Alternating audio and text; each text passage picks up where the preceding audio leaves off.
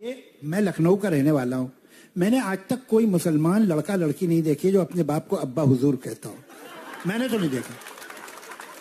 ये बनाया हुआ है। ये जो मुसलमान रिक्शे वाला है या जिसकी पंक्चर लगाने की दुकान है वो बड़ा खुश है कि मेरे बाप दादा ऐसे थे।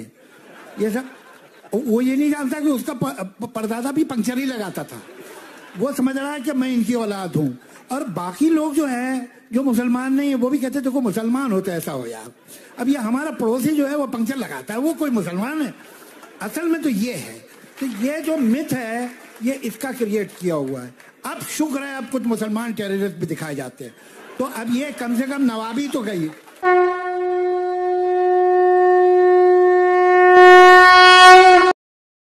नमस्ते दोस्तों, आप सबका एक बार फिर से स्वागत है आपके अपने YouTube चैनल सत्य सनातन में।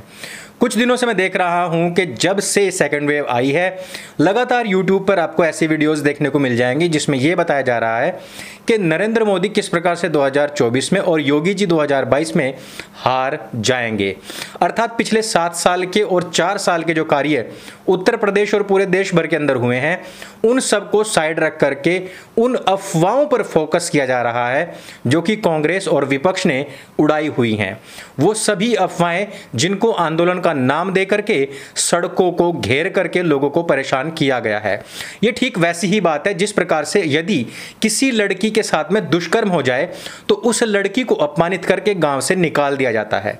यहां पर अपमान करना चाहिए था उस बलात्कारी का, हुक्का पानी गिरना चाहिए था उसके पूरे के पूरे परिवार का, लेकिन हो रहा है जस्ट उल्टा कि यदि किसी की लड़की के साथ में इस प्रकार का कोई दुष्कर्म हो जाए, छेड़छाड़ हो जाए तो उसके परिवार को ही जलील करके वहां से निकाल दिया जाता है। भारत की ये परंपरा काफ़ी पुरानी है और इन्हीं कारणों से योगी और मोदी पर भी टारगेट किया जा रहा है, क्योंकि कुछ लोग गली में खड़े होकर के इनके ऊपर छिछालेदर कर रहे हैं। इसलिए जिस सबसे बड़ा अपमान तो योगी मोदी का हुआ है, अब इन्हीं को ही मोहल्ले से बाहर निकाल देना चाहिए। तो फिर मोहल्ले में किन लोगों को बसाया जाना चाहिए, किनको इस मोहल्ले की चौधराहट देनी चाहिए? जी उन लोगों को देनी चाहिए जिन्होंने या तो ये दुष्कर्म किए हैं या ये बदतमीजियां की हैं या फिर ये दोषारोपण दूसरों पर किए हैं और उसकी अफवाहें उड़ाई हैं। बहुत ही क्लियर है, भारतीय लोगों की ये मानसिकता बहुत ही क्लियर है। यानी कि जिन लोगों ने समस्याएं पैदा की है भारतीय लोग उन्हीं लोगों के हाथों में सत्ता सौंपने के लिए तैयार हैं और लगातार इस पर वीडियो बनाए जा रहे हैं। लेकिन सच्चाई क्या है, आज हम उसी के बारे में बात करने वाले हैं। दोस्तों आपने देखा होगा कि पिछले कुछ सालों से 3 बड़े लोगों को बदनाम करने का लगातार कार्य हुआ है, जिसमें कि सबसे पहला नाम है अंबानी, दूसरा है अडानी और तीसरे हैं स्वामी रामदेव। तीनों ने ही किसी बड़ी विदेशी यूनिवर्सिटी से पढ़ाई नहीं की और तीनों के तीनों का जो स्थल रहा है, कार्य क्षेत्र रहा है, वो भारतवर्ष रहा है। इन्होंने पूरे विश्व में भारत का नाम रोशन किया है और जो पूर्व के उद्योगपति थे उनको भी पछाड़ते हुए भारत को विश्व में अव्वल दर्जे पर रखा है। और भविष्य को देखते हुए अडानी ने भारत ही नहीं बल्कि पूरे विश्व में जगह जगह पर अपने बिजनेस को फैलाना शुरू कर दिया। और ये दोनों जो ब्रांड थे अंबानी और अडानी, ये चाइना के लिए सबसे बड़ी चुनौती बन करके उभरे। उसके बाद में बात आती है स्वामी रामदेव की, जिन्होंने की विदेशों के जितने ब्रांड थे जो कि भारतवर्ष में 2 रुपए की चीज 2000 में बेच रहे थे उन पर कुठाराघात किया। विदेशी वो सभी कंपनीज जो थर्ड क्वालिटी का माल यहां भारत में बेच करके अरबों खरबों कमा रही थी उन सबको यहां पर चुनौती दी। उन्होंने सीधे किसानों से जुड़ करके उनको बेनिफिट दिया। कहने का मतलब यह है कि इन सभी आंदोलनों के नाम पर केवल उन लोगों को टारगेट किया गया जो सेल्फ मेड बिलियनर्स थे, जिन्होंने भारत में पढ़ाई की, जिन्होंने भारत को अपना कार्यक्षेत्र चुना और जिन्होंने भारत की अर्थव्यवस्था को ऊपर ले जाने का कार्य किया और जिन्होंने भविष्य में अपना बिजनेस को देखा, जिन्होंने भारतीय लोगों को रोजगार दिया। ये वो लोग हैं जो भारत की आपदा के समय पर भारत के काम आते हैं। विदेशी एक भी कंपनी भारत को कोई सहायता नहीं करती बल्कि पैसा लूट कर ले जाती हैं, थर्ड क्लास माल यहां बेचती हैं और ज़्यादा से ज़्यादा उसकी कीमत रखती हैं। इनका विरोध होने का कारण था, क्योंकि इसकी वजह से भारत मजबूत हो सकता है। जितने भी आंदोलन होते हैं इनमें सभी में वामपंथी बहुत मजबूती से साथ खड़े होते हैं। वामपंथ की शुरुआत रूस और चीन से हुई थी और ये दोनों के दोनों देश भारत को उभरता हुआ नहीं देख सकते, इसलिए ये सभी लोग इन देशों के हाथ में खेलने वाली कठपुतली मात्र हैं। कांग्रेस की स्थिति देखिए कि प्रियंका गांधी वाड्रा ये कह देती है कि यदि रोड ब्लॉक करके नमाज नहीं पढ़ी जा सकती तो खाली पड़े पार्क्स में योग भी नहीं हो सकता।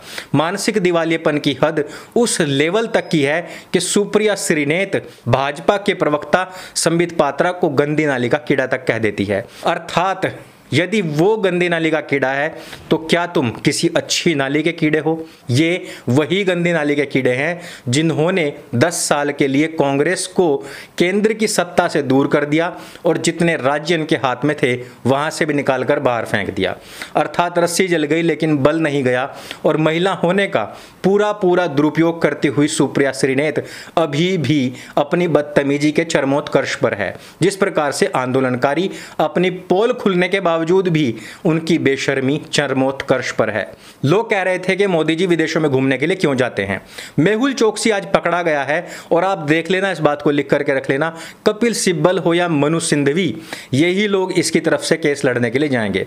हालांकि जिस समय पर मेहुल चोकसी यहां से भागा था, हट्टा कट्टा था, वापसी आते समय लाल आंखें हैं, हाथ तोड़ करके नीला कर दिया गया है, जेल में बंद है और भारत की पुलिस उसको वापस देश में लेने जा रही है। ये सभी के सभी लोग ढोंगरेस के ही भगाए हुए हैं और ढोंगरेस के ही वकील इनकी वकालत करने वाले हैं। सेंट्रल विस्टा प्रोजेक्ट 2022 में 75 साल पूरे होने वाले हैं हमारे देश की आजादी को। ऐसे समय में हमारे देश को नया संसद भवन मिले, इस दूरदर्शिता के साथ में प्रधानमंत्री नरेंद्र मोदी ने 20,000 करोड़ के इस प्रोजेक्ट को हरी झंडी दी थी। लेकिन इसको भी नरेंद्र मोदी का महल बताने वाले लोगों ने इतनी अफवाह फैलाई कि गरीब जनता तक इसकी अफवाह पहुंच गई। यहां तक कि दलन टॉप ने भी इसके ऊपर काफी अफवाहें फैलाई और लोगों को गुमराह कर उनको भड़काने का कार्य किया। लेकिन एक हाशमी दवा खाने वाले प्रोजेक्टेड और इंस्पायर्ड बाय कांग्रेस लीडर पहुंचे थे कोर्ट और उन्होंने कहा कि सेंट्रल विस्टा को बंद कराया जाए। कोर्ट ने उल्टे धमकाते हुए उसी के ऊपर 1 लाख रुपए का जुर्माना लगाया और उन्होंने कहा कि ये बहुत एसेंशियल है, बहुत जरूरी है और इस पर अफवाहें ना फैलाई जाएं। अब आप खुद सोचिए कि जो राहुल गांधी सेंट्रल विस्टा को नरेंद्र मोदी का घर बता रहा था, जबकि नरेंद्र मोदी का भवन या घर उसमें भी बन ही नहीं रहा है, केवल और केवल संसद भवन अगस्त 2022 से पहले बन जाए, इतना ही बहुत है इन सभी अफवाहों के बीच में। ऐसे समय में आप देखिए कि हम इस देश को किन लोगों को सौंपने जा रहे हैं, किन लोगों को सौंपने की बात सोच रहे हैं, और वो भी उन अफवाहों के चलते जो कि झूठी हैं। उत्तर प्रदेश में 2015, 17, 18 के आसपास की वो सभी वीडियोस दिखा करके बताया गया कि 2021 में उत्तर प्रदेश का कुप्रबंधन है जहां पर लाशें गंगा में बहाई जा रही हैं। अब आप जरा सोचिए कि इन सभी फोटोज को देख करके एक आम व्यक्ति के मस्तिष्क पर क्या प्रभाव पड़ेगा। ऐसे समय में भी सरकारों को कोसना और गाली देना केवल और केवल राजनीति से प्रेरित होकर के, क्या भारतवर्ष की छवि को खराब करना टूल किट का एकमात्र उद्देश्य है? क्या भारतवर्ष को हर स्थान पर बदनाम करना ही केवल और केवल टूल किट तथा अपनी राजनीति को वापस पाने का सबसे बड़ा तंत्र हो सकता है, कुंजी हो सकती है? कांग्रेस शासित राज्यों में वैक्सीन को बेकार किया जा रहा है, डस्टबिन में फेंका जा रहा है। यहां तक कि इसमें शांति दूतों की महिलाएं भी अपना पूरा का पूरा जोर आजमा रही हैं। नेहा खान इंजेक्शन लगा करके वैक्सीन को ज्यों के त्यों फेंकती हुई रिकॉर्ड हो गई हैं कैमरा में। वो कह रही हैं कि मेरा मूड खराब था इसलिए मैंने ऐसा किया, लेकिन सुई चुभा करके फेंकना, इसमें किसी के मूड की खराबी नहीं बल्कि दिमाग की खराबी नोटिस होती है, ताकि ये दिखाया जा सके कि यहाँ पर वैक्सीन लगने के बावजूद लोग ठीक नहीं हो रहे हैं। और जो लोगों के साथ में ऐसा हुआ है, हो सकता है उनको इंजेक्शन लगाने वाली कोई ना कोई नेहा खान ही रही हो। यानी कि आप जरा सोच सकते हैं कि इन लोगों की भर्ती ANM में हो, डॉक्टर्स में हो, चाहे पुलिस वालों में हो, इनका जो मजहबी उन्माद है वो हमेशा चरम पर रहता है और वो कोशिश करते हैं अपने लेवल पर कि हम किसी भी प्रकार से इन लोगों को बदनाम कर दें। लेकिन भारतीय लोगों की मानसिकता देखिए कि समस्याओं को खड़ी करने वाले लोगों को सत्ता सौंपने की बात करते हैं, ना कि समस्याओं से जूझने वाले लोगों को उनकी वापसी की बात करें। यही नहीं, उनकी सीनियर ने भी उन्हीं का साथ दिया। हालांकि दोनों पर एफआईआर हो चुकी है। पुलिस से मुझे याद आया, जब आबिद अमर बन करके हिंदू लड़की के साथ में शादी करता है, पिछली 3 बीवियों को और आधा दर्जन बच्चों को छोड़ करके चौथी हिंदू लड़की को फंसाने की कोशिश करता है, उस समय पर भी कुछ लोग हिंदू मुस्लिम भाई भाई का गाना गा रहे होते हैं, जबकि खुद जावेद अख्तर इन मुसलमानों की पोल खोल चुके हैं। लेकिन लिव इन में रहने वाली एक और लड़की, जिसको नल पर जो टोंटी होती है, टोंटी वाले भाई साहब वाली ही टोंटी, उसी पर पटक पटक कर सिर्फ फोड़ करके हिंदू लड़की की हत्या कर दी जाती है।